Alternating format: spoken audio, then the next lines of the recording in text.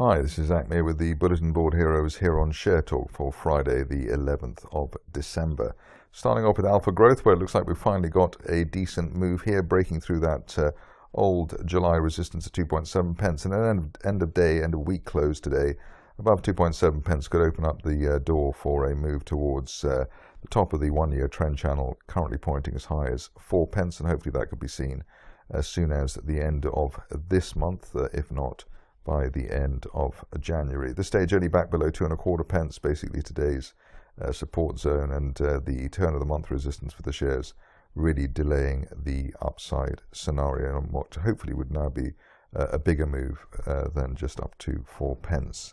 Onto a situation which has been looking quite settled on a fundamental basis, but the shares haven't the shares have hesitated, let's say. Had a few weeks of consolidation around the 5 pence area for Asiamet, and that was the old resistance in October. But the view here is, at least while we're above the 50-day line and the floor of the channel from October, we're looking for higher prices, hopefully up towards 8 pence at that October resistance line projection. And the only back below the 50-day line, currently at 4.5 pence, really delaying the upside scenario.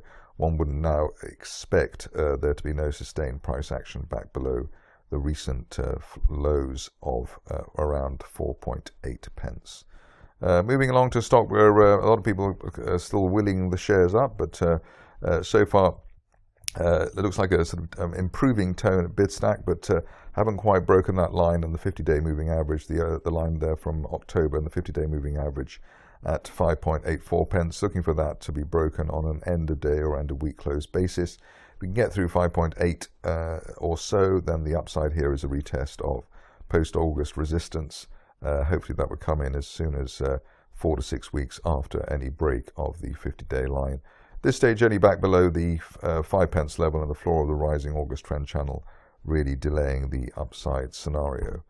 Been covering Contango quite a lot of late, and the reason is that it's a relatively simple chart, and the shares seem to be behaving themselves quite well. So we had a bull flag just resting on old resistance around the 6 pence level earlier this week. Bull flag breakout now, and the longer we remain above the initial December resistance at 7 pence, the greater the chance of a move to the top of the or to that June resistance line projection, currently pointing at 14 pence, and hopefully that would be a target hit as soon as the end of next month.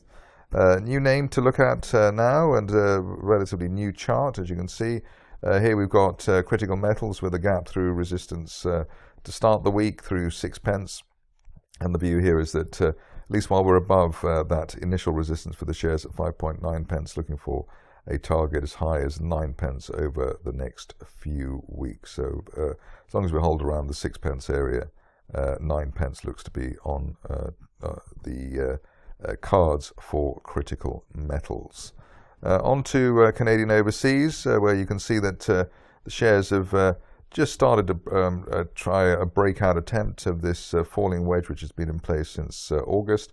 Once again, we really need to see an end-of-day close or a weekly close above the 50-day moving average, currently at 0.23 pence. If we can get that over the next week or so, then the upside here could be a retest of August resistance towards 0.55 pence. Onto a stock which has a lot of retail interest, and I suppose has to try and live up to it at the moment, if it can. It's Catenae. Here you can see that the shares have been bumping along the bottom of this October trend channel, the floor of the channel around the 2.5 pence level, sort of the odd dip below 2.5, but basically holding that October line. And while there's no end of day close back below 2.5 pence, we're looking for hopefully a retest of late October, rather November resistance towards 3.5 pence. End of day close above the 50-day line at 2.84 pence, hopefully would open up the prospect of a 4.5 pence plus retest of November resistance by the end of next month. A reasonable risk reward there on that situation. Switching to an hourly chart for the next stock, which doesn't have much charting data. So Helium One back with us again, and here you can see that the shares have been in a rising trend channel since they started just a few days ago. Probably now looking to see, well, two things happen. Hopefully the floor of the channel here running towards the 7 pence area will hold on an end of day close basis. And while we're above 7 pence, looking for the top of the channel there, 10 or 11 pence as the target. If you're cautious, maybe you'd wait for a break or an end of day close above 7 3/4, which is the latest resistance for the shares. Back to the daily chart situation, and here we've got start where there's gathering or growing interest at the moment, and you'll see why when I post the chart. We've got a break of a recent resistance line, November resistance line at 10 pence, and also that near-term moving average. And while we're above 10 pence, looking for the top of the rising November trend channel at 15 or even 16 pence, hopefully to be hit by the end of next month. At this stage, only really back below the floor of the channel there at 8 pence, really delaying or cancelling the upside scenario. Talked about Reabold yesterday, and it was worth looking at it again today. The reason for that is we had an island reversal, a bear trap island reversal, which is impressive. It's a good reversal setup there. The gap to the upside has been held, so the floor of the gap there at 0.52, and that's been held. And really, while we're above 0.52 on an end of day close basis, yesterday's low, then we're looking for a return to 0.7 or 0.8 pence, which is post-August resistance for the shares. Announcement just out from remote monitored systems, so sort of worth looking at the charting position here. And here the point of interest, I suppose, really from a technical perspective, is the way that the 50-day line, the blue line there on the daily chart, has tended to come in as support for the shares. So that was in the case in October, ahead of the big spikes that we had in the shares. Also in November, up to before the 7 pence peak.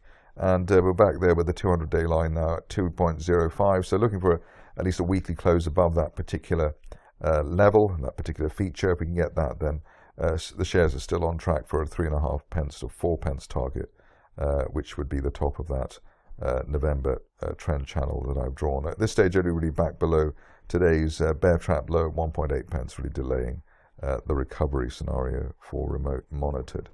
On to a stock which is rather less high profile, but doing well nonetheless, TransGlobe Energy. Here we've got the possibility of the shares moving towards a line of resistance from early April. That's currently pointing at £1.20, and that would be valid if we get an end of day close above 80 pence today, which was previously resistance earlier in the week.